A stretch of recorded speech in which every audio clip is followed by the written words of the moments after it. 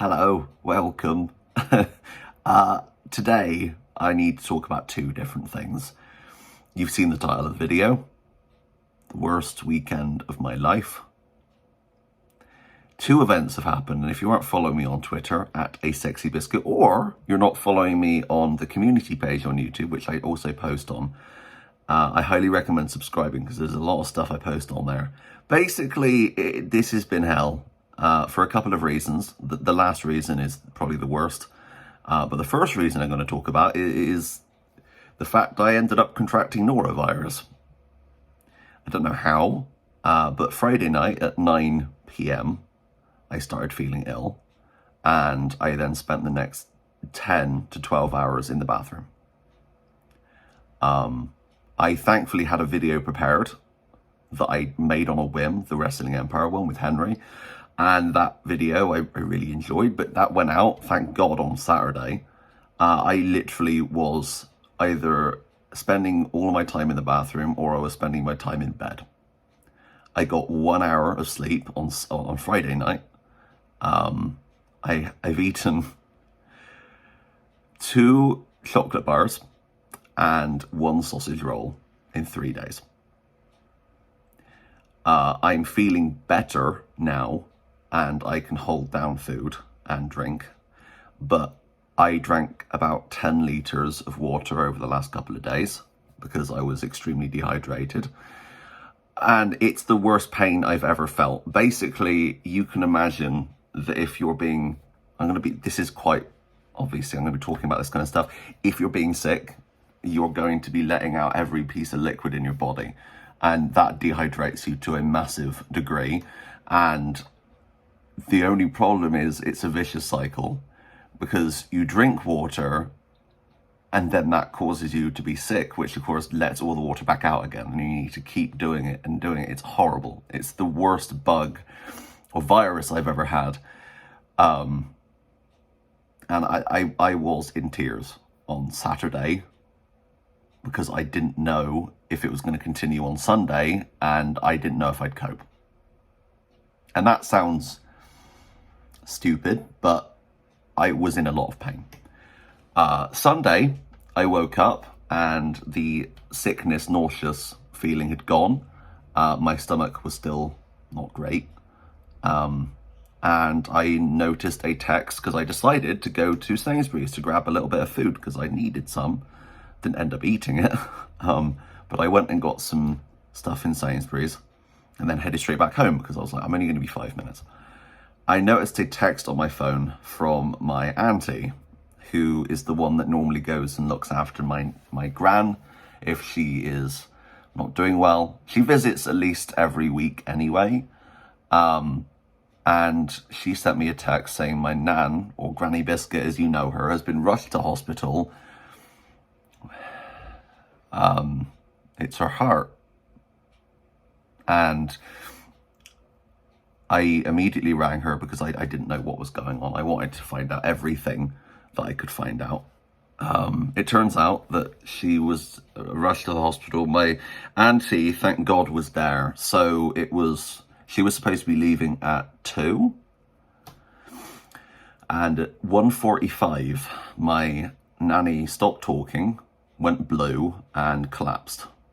And my auntie was thankfully there and was able to save her, because if she wasn't, she would be dead. What I didn't know, that I found out later, was that my nan had actually died. They had to resuscitate her at the hospital, and it took 3 attempts.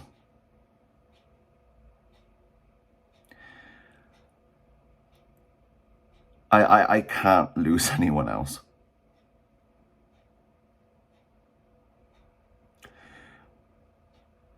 When my mum passed, I knew. I had prior warning. I found out about her bowel cancer before, not too long before, but at least I knew, and I had time to get to terms with it when I was about 18. With my dad, though, it was instant, and my stepbrother. With my nan, I don't know, because I'm so scared that anything could happen to her at any minute, because there's no She's so stubborn. She is so stubborn. If you've seen my nan in my videos, you know she's stubborn. And I've said to her multiple times, look, I will come and stay with you for a week or so, just so I can look after her and be there if anything happens. She's like, no, I'm busy. I've got this going on. It's always bollocks. She just likes her own space, and I understand that, but they're talking about sending her back home, and I don't think that's a good idea. I hate how this last couple of years has been for her. It's been awful. And I wish she would get better, but she's old. She's in her 80s, mid-80s now. And I know she hasn't got the longest left in the grand scheme of things, but I want these years to be her best, and I want to see her, because I haven't been able to see her for ages.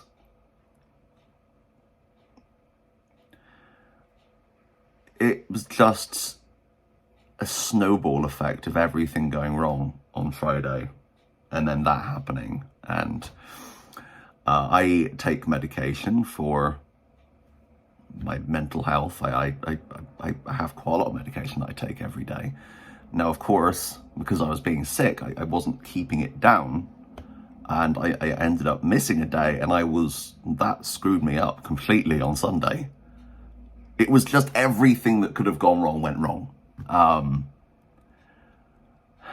I love all of you.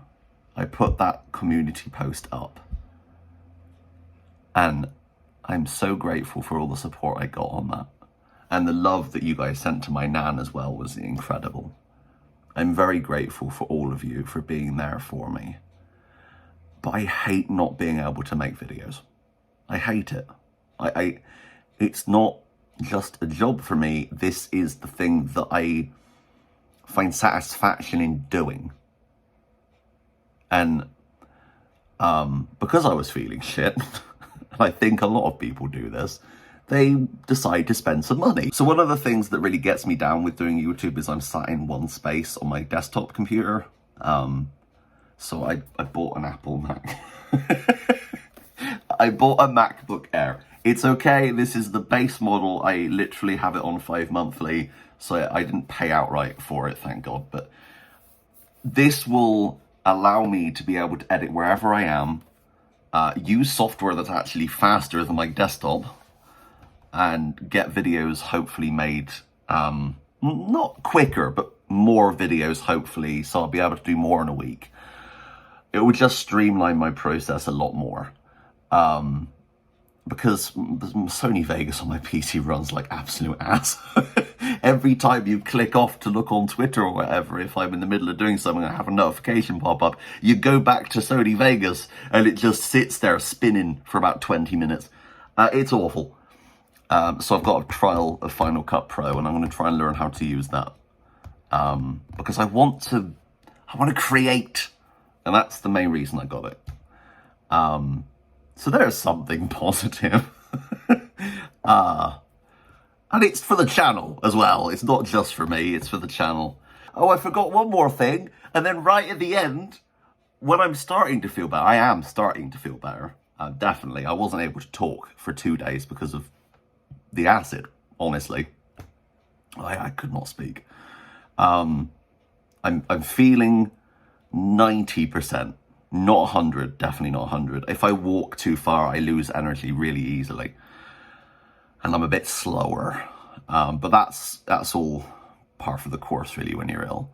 I had a text from my stepmom. And she is currently living where my dad and I grew up with my stepfamily. And she says in a year, they want to move out of that place and sell it. And I'll need to go there to to pick out what I want to keep of my dad's.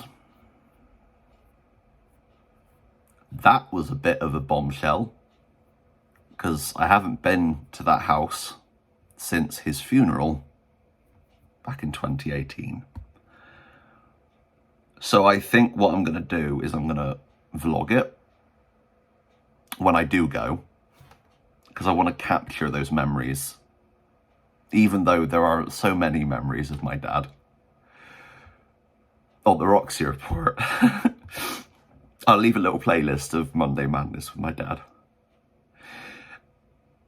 It's just been a really shit week. I love all of you, and I thank you for supporting me. You are the best. You're the sexiest of biscuits. And I'll be back soon as I can anyway. Maybe give me a couple of days. This video, of course, is going up very late, but I wanted to update you with something because I felt bad. I needed to tell you. Anyway, I love each and every single one of you. Thank you very much for watching, but until next time, that's me out. Bye, guys.